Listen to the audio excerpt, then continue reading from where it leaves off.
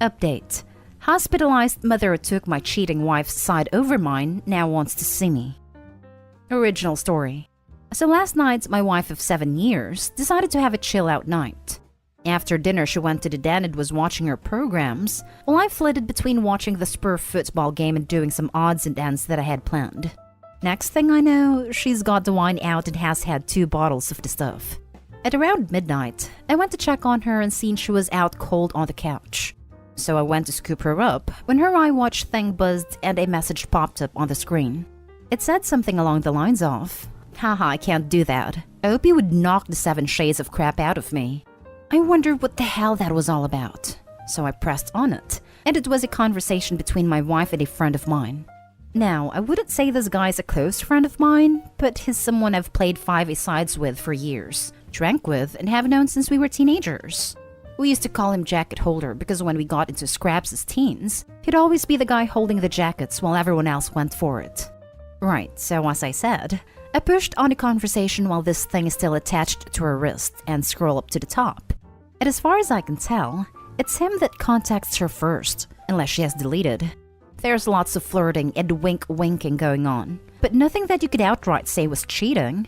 Then I get to last night, and when she's drunk, she starts openly begging him for action. I couldn't believe my freaking eyes. I'm paraphrasing here because I can't remember the exact words, but she was saying stuff like how much she had always wanted him, how no one would ever find out if he did want to do something. And the last one that freaking killed me? That she was great at keeping secrets. I tried to scroll on her watch but couldn't find any other messages, and I don't know her phone passcode. I put her in her bed and just sat in the kitchen in shock until I fell asleep. Then got up for work about 5:30. When I went to get in my work van, I just slunked down on the wheel and realized I couldn't face it. So I went back in the house, grabbed a half-drunk bottle of vodka, filled to the top with Coke, and went on a way down the railway line. We live beside a lot of woodland, and a disused railway line that goes for miles, and I've walked about half the length of it. I'm sitting under a railway bridge like a freaking troll right now, just seething at the whole thing. You'd probably think there's a fire going from about a mile away due to the steam coming out of my ears. So what do? I don't want to speak to her. I can't even bear to look at her after reading that crap. It was like a dagger through my heart. I just feel like every morsel of love I had for her has evaporated into thin air after reading her begging like that. Freaking yuck. I honestly want to ghost her, man. If I could, I would never speak to her again. The whole "I'm great at keeping secrets" was the thing that really got me though. Like, who even are you? It reeks, but it's a case of how far down the rabbit hole do I want to go. I don't care if I'm being honest. I'm just done. I've never felt so betrayed and disgusted in all my life. The thing is, I've invested so much in her not just as a partner, but as a person. I loved her so much, and thought her personality, and by extension my personality, reflected that of good people. To realize she's a backstabbing snake makes me feel like a snake. I feel like a worse person than I was yesterday. The only way I can describe it is for someone you looked up to, took advice and life lessons from, to suddenly find out they were a pedo or violator or just a downright creep. Your entire perception of yourself and who you are would be shattered, because you've took on board what they've said and invested time to a creep. God, I'm rambling nonsense. I apologize. I'm lucky that our house is owned by my parents, who 6 years ago moved to a retirement village and we moved in. The house will be bequeathed to me when they die, but I don't and hopefully won't own it for a long time. They couldn't be bothered with the upkeep and all the problems, etc., and wanted to see out their final days in peace, so when we do divorce, my soon-to-be ex won't be getting her hands on it. So what do I do then? I'm honestly thinking of just not saying a word and throwing her right out. Also, while walking here, it went through my mind to get my mate who's a locksmith to quietly change the locks today. I could feed her any old garbage about something from the doors being broken. She won't care what's going on anyways, as long as I'm about. Then after it's done, lock the front door and tell her to come out and look at something out the back. When she comes out, just run back in and lock the door behind me. That sounds childish as hell, doesn't it? Ugh. Seriously though, I don't know what I'm gonna do. I'm staring at a bottle right now and my life feels like it has been ripped apart at the seams. As for that prick so-called friend of mine, there's no doubt he was up to something here. There's also no doubt I wouldn't have caught wind of this at all, so I'll be seeing him very soon. Never mind holding jackets. He'll be holding his face. First update, October 28, 2020. Thank you everyone who reached out to me after my first post. It was really appreciated. So yesterday, after I had written the post and was in a complete mess, 2 dog walkers came over to check on me as I was obviously concerning them. I told them everything. They listened. And the first thing one of them said to me was, "Son, the worst thing you can do right now is drink. It'll cause carnage." I have to thank her for that because I was on a highway to hell at that point. I threw the vodka away, got in touch with a friend, and decided I could come to his for a while to calm down. He was at work, but told me where the spare key was. We live in a small town of around 15,000 people, and it wasn't too far away. So once I got there, I sat on his couch, just trying to calm down. Throughout the morning, I was getting multiple texts and phone calls from my wife asking where I was and what the hell was up, as my work van was still sitting in the driveway and I was nowhere to be seen. I texted her back telling her that there was a problem with the engine. So I got a lift into work, which she seemed to buy, as she just texted back saying okay. When my friend got back from his work at about 5 o'clock, I told him everything that had happened and asked him his opinion. I also told him not to tell anyone about jacket holder, as that might then get back to my wife, which I didn't want at this point. I would deal with him later. By that I mean I'll expose what a little rat he is. Knocking crap out of him doesn't help me at all as of now. As an aside to the people saying he'd done nothing wrong, he messaged my wife first. He was being extremely flirty. What the hell is he even playing at messaging my wife for in the first place? He only knows her in passing, from afar. Look, I've got no problem with 2 adults conversing with each other, but they hardly knew each other, and it was flirty from the start, as far as I could tell. I think they've seen each other while out and about, and it's gotten flirty then. So my friend convinced me to try and keep a low profile, and see what I could dig up, but at the same time speak to a lawyer and get the ball rolling in terms of finding out my options, which I have done today. He took me home about 6 o'clock and I was honestly dead on my feet by that point. I think the adrenaline pumping the entire day then suddenly stopping knocks it right out of you, so I was extremely tired when I got home. The second I walked through the door, I knew something was up, as my wife was on me right away asking me all sorts of questions about work. I asked her why does she even care, and she said that I left my big flask and my lunch bag in the front passenger side seat, and something's been up today. She could feel it. I was about to lie, but I was just too tired. I couldn't be bothered putting any sort of charade up. So I said, yeah, there is something up. That when I was putting her drunken butt to bed last night, a message came up on her iWatch, which I read, and all the other ones. That she was a freaking disgusting cheat that I wanted nothing more to do with. Her demeanor went from an arms-crossed person in power to scared little girl within about a second. Good at keeping secrets, eh? Begging that little rat for action, eh? Yep, read it all. She started sobbing and I just walked away and upstairs into the shower. When I got out, she was sitting on the top stair crying still, and the excuses started right away. How she was drunk, vulnerable, had never done anything like that before, how he had messaged her first and it didn't mean anything, and that she was never going to go through with it. Pretty much everything that everyone on here was saying she would say, like she had a playbook out. The only thing she didn't do was try and blame me.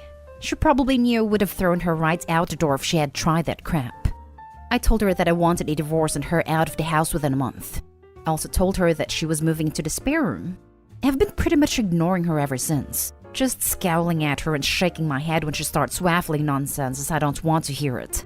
She slept in the spare room last night, and I haven't spoken to or texted with her at all today. If I'm lucky, maybe she'll be gone when I get back from work. But my luck's not that good, I suppose. And getting her out, though, I was telling my parents what was happening today, and my mother was adamant I wasn't throwing her out onto the streets. Her and my mother are close, and always have been. Would have been together 11 years in December. My mother was saying she made a mistake, and that we should sort it out like adults. That we've been through too much together, and that she didn't actually do anything. It was just words. She completely took her side over mine. Couldn't believe it. Could this mess me here? Like, do I have no right to ask her to leave if my mother is against it? It's literally gonna be my house when my parents pass and I did nothing wrong. So I'm not leaving. It's probably gonna turn into War of the Roses Part 2.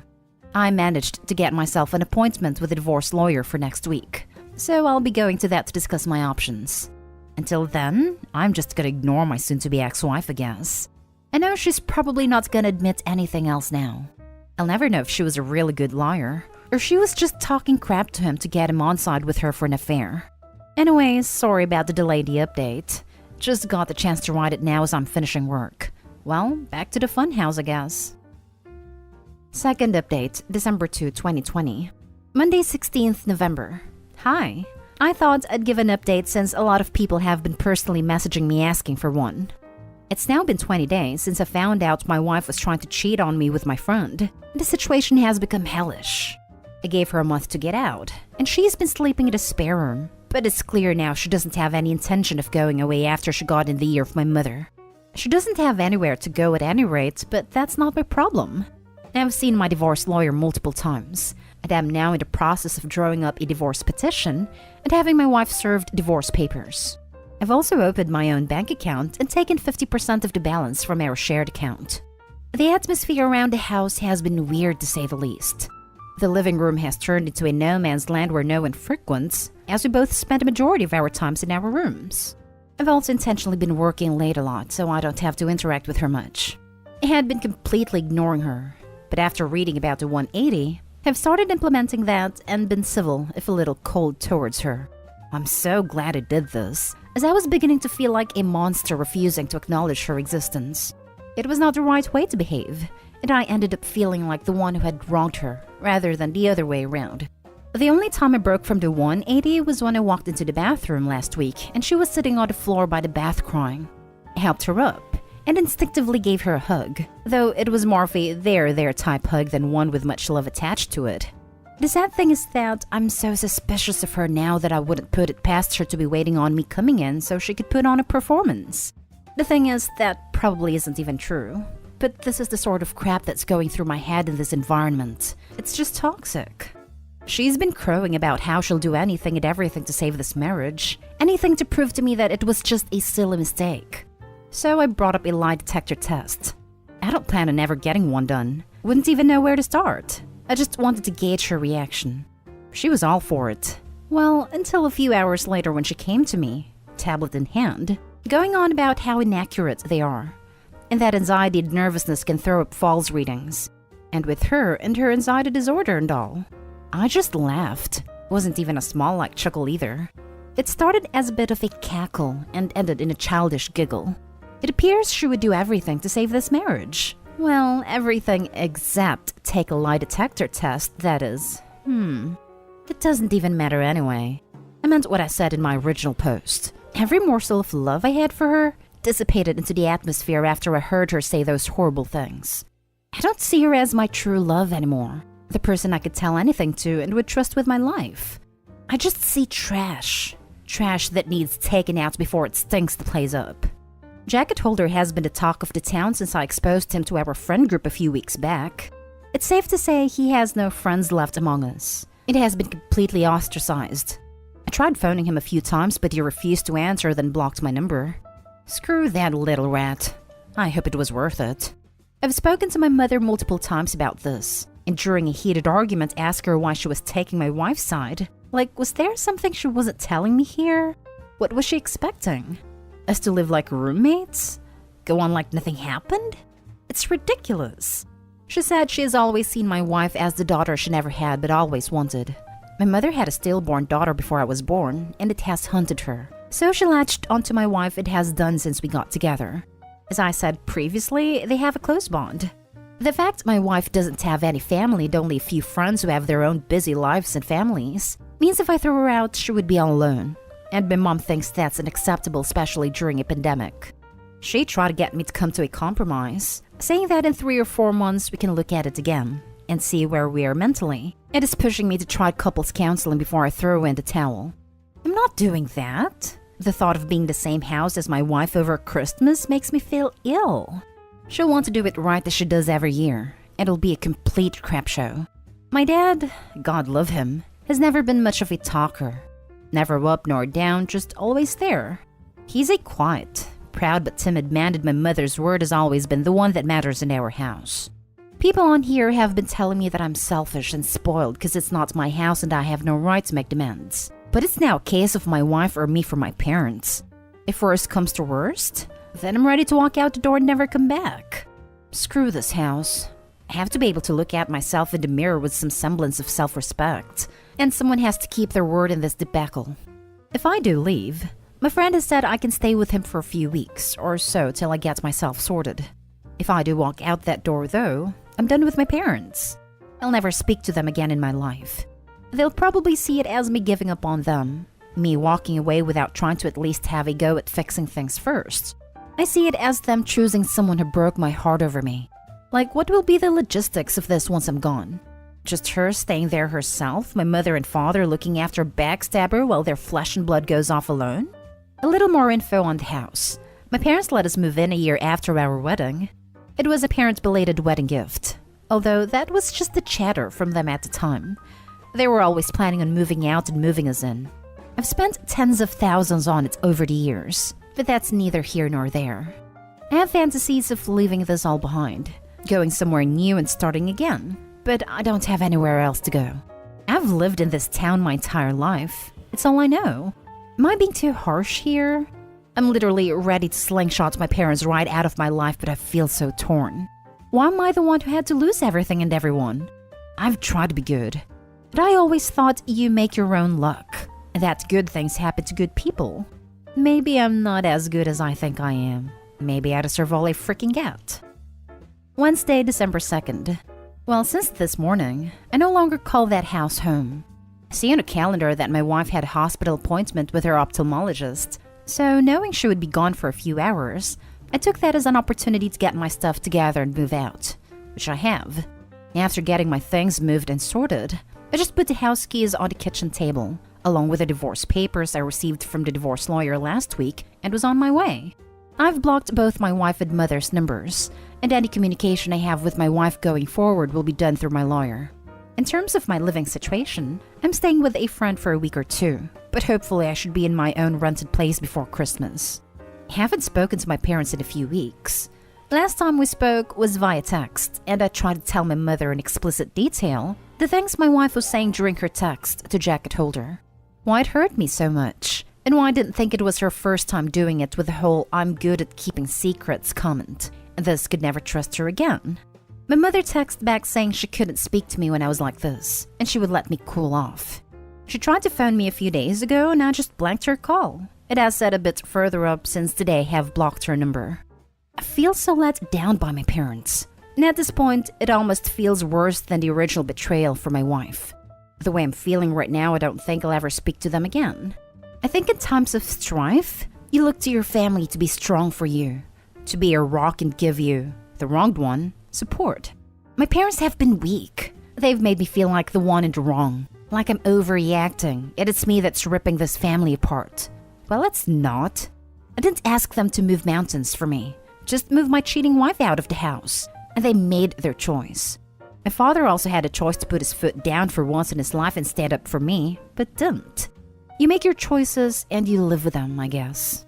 Reading some of the comments on here from my previous posts, people have been saying things like, I threw in the towel so easily. I was looking for a way out and didn't love my wife because I didn't try hard enough to save things. But that's not true. I loved my wife more than anyone on this earth, and I was broken when I discovered what she was doing. I think we all have boundaries, and once those boundaries have been crossed, things change irrevocably. When I read those horrible texts, something changed inside of me. I fell out of love with her, like being snapped out of a spell in the movies. Anything tried after that is just delaying the inevitable. I have to say that I'm interested in the whole dynamic of their relationship now that I'm gone. Like, are my parents gonna continue supporting her knowing that it has finished their relationship with their son? As for me, I'd love to travel. My wife hated flying, so most of our holidays had been to southern England, the likes of Newquay and Torquay and Cornwall and Devon, so it would be great to travel abroad again. The last time I was abroad was when I was 20 for a mate's holiday in Greece, so 13 years ago. I'd love to see a bit of America, so once this pandemic comes down, I've definitely got my sights on the States. Well, that's about it for me, guys. This will be my last post as I don't want to outstay my welcome, and I don't think there's much more to say at any rate. If you want to see how I'm doing down the line, shoot me a DM and I'll try to keep you in the loop. Thanks for reading. Third update, May 26, 2021. It's been over 7 months since I first posted on Reddit, and I honestly thought that was it for me as I didn't need any more advice. I had made my decisions and done what I said I would, but I got a phone call this morning that has dragged me back into the mire. I have moved 15 miles away, changed my phone number, and I'm still in the process of divorcing my wife. She has completely ignored all the requests from my divorce lawyer to cooperate, which has hindered things. We're now in the process of putting in an application for deemed service, so she will be served officially by the courts. And if she continues to ignore, then I can proceed with the divorce without her input. Well, this morning while at work, I got a phone call from my friend telling me that my dad was trying to get in touch as my mother's not well, and would it be okay if he gave him my number. I said okay, and my dad phoned to tell me my mom is in the hospital. She's stable, but not great. Obviously, I was shocked, as I've not heard my dad's voice for so long. It was also the most emotional I've ever heard him. He told me my mom really wants to see me, so would I meet him at the hospital tonight and go in and see her with him? I said okay, and have arranged to meet him outside the hospital. I ended up going home from work as I couldn't concentrate, and I'm climbing the walls here wondering if I made the right decision. Wondering if I'm about to get dragged back into this crap show that I walked away from. I've never felt so nervous in my life, and the lack of control I have over the situation has sent my mind spiraling in lots of different directions. I feel like I'm walking into a burning building blindfolded, with no idea where the exits are. Why does she want to speak to me now? Has she had a change of heart? Unless she's also had a personality transplant while in there, I find that unlikely. Will my wife be there? I have no interest in never seeing her again. I'm still angry about what transpired with them and the way they took my cheating wife's side over mine. I've been going back and forth in my head about going at all, but I will go. I was also thinking about maybe seeing if she wanted to speak over the phone instead, but not sure if she would do that or even if she's well enough. I feel like the bad guy here, and that I might have caused this from walking away. How would you handle this? Any advice would be appreciated. Fourth update, May 29, 2021.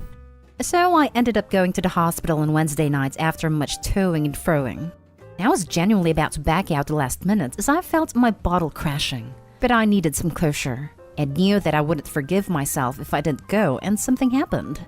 When I drove into the hospital car park, I had this surreal feeling of extreme paranoia and was half expecting my wife to jump out from behind a bush or something. I met my dad at the entrance, and it was pretty awkward as he tried to hug me and I said no. I then said if my wife is here in any way, shape or form, then I am about turning it out the door. He assured me she wasn't, and we made our way to the ward where Mom was. When I see my mother, I got the fright of my life as she looked like she had been in the wars. Never have I seen her look so frail. She's got an extreme black eye, also a lot of bruising and purple/yellowness down one side of her face. She took a serious fall, broke 2 ribs, shattered her elbow and banged one side of her head/face on the ground. So elbow, ribs, then head in that order. She looked zombified, but perked up when she seen me. She told me how much she's missed me, and that she wasn't sure she'd ever see me again. I told her if she had really wanted to get a hold of me, she could have done. We spoke for a bit about what exactly had happened, and how she was down for a few hours before my dad found her. Also that she was determined to get back to normal and mend bridges with me. I brought up my wife, and that I had been pushing for a divorce, but she was either ignoring the letters or wasn't getting them. So I asked if she's still in the house. Mom admitted she was, and Dad started to look uncomfortable. I just looked away in disgust. Mom started saying how lost my wife is without me, and that she's not in a good way. I knew then that nothing will change.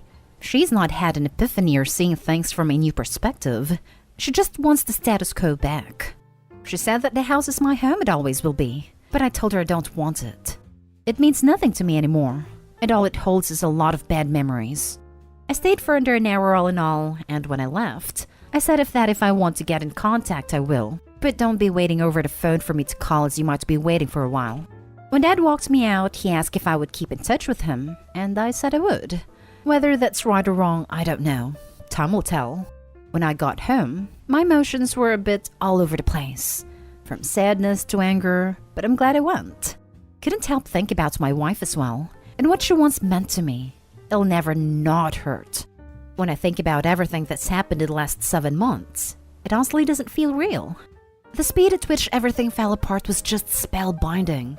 I know life comes at you fast, especially when you're not paying attention, and I wasn't paying attention.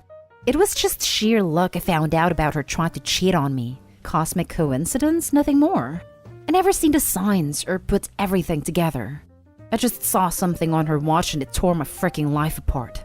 I know now that it wasn't the only time. I know it in my heart. I see what she is and feel no love for her, only contempt. I feel she stole the best years of my life. When I think about all the good times, they're just soured. It feels like someone else's life, not mine. My friend was saying I should see a therapist or something to try and let everything out, or else this will fundamentally change who I am and the way I build relationships going forward. That's something I'm going to do, I think, as I do feel a bit broken inside. The last 6+ months have been the worst of my life, but I'd rather they happen than being kept in the dark. I'm just sad that it happened the way it did, but you can't choose the way someone screws you over, I suppose. You just have to learn from it. I remember reading about loyalty being the most undervalued character trait, and I see that now. Probably because you don't really know if someone is truly loyal to you until, well, they're not. It's not something you deal with every day, but now more than ever, I know how important a trait it is. Now for the final update, July 2021. Firstly, I'm now in the home straight in terms of divorce from my wife. She has signed the divorce papers, and now all that's left are the formalities. She sent me a message via my dad where she said she's sorry for not letting me move on, that she thought she could save things, but now she knows she can't, and she has to move on for her own well-being. I thank her for seeing sense. She doesn't want anything in a divorce, and said she's going to move out the house when she can get on her feet, which I'm okay with. In terms of my mother, I haven't spoken to her yet, but my dad said she's doing a lot better after getting out of hospital and getting some normality back. I don't know how things will pan out with them, but I've said that if the house is going to be mine, then I want them to put it into my name now. To give me some security, then we can start trying to build bridges. We'll see how that goes. My biggest battle ahead is in my head, and trying to get over everything that's happened. The brain is a wonderful yet frightening thing. To give an example, I can still taste the truffles I scoffed, then threw up, at my grand's house when I was like 5. I've never ate truffles again, but I can still taste those freaking things 30 years later when I think about it. What I'm getting at is, I don't want to harbor thoughts, feelings, and opinions about everything that's happened 30 years down the road. I don't want to be one of those older people who's had everything good knocked out of them by the pain of life. You often hear about those people, how they used to be good, kind, or funny, but somewhere along the line they've had experiences that have forever changed them, turned them into a person they never wanted to be, and all that's left is pain. I don't want to be that person.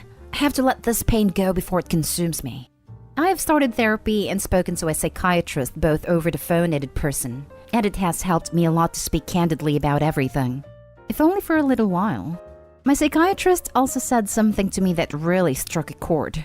When I was moaning about how my best years were behind me, she said, "Your best years are the years you've got left." What I think she meant is that past is gone. It doesn't exist, except in your mind. But the here and now does, and you can choose to make the most out of it, or live in a past that isn't real to anyone but you. It's definitely a phrase I'm going to try and remember when I feel down. I said in one of my previous posts that I wanted to travel, and that is finally happening. My friend has committed to come with me, and we've booked a flight to New York at the beginning of October for a week. Really looking forward to it. Always wanted to see New York when the leaves change. Reminds me of that movie You've Got Mail. I want this to be just the beginning of my adventures in terms of traveling. I want my latter 30s to be littered with memories from escapades I've had abroad. Well, that's the plan anyway. All I know is that for the first time in what seems like a long time, I'm waking up with hope in my heart and a spring in my step. If that's not progress, then I don't know what is.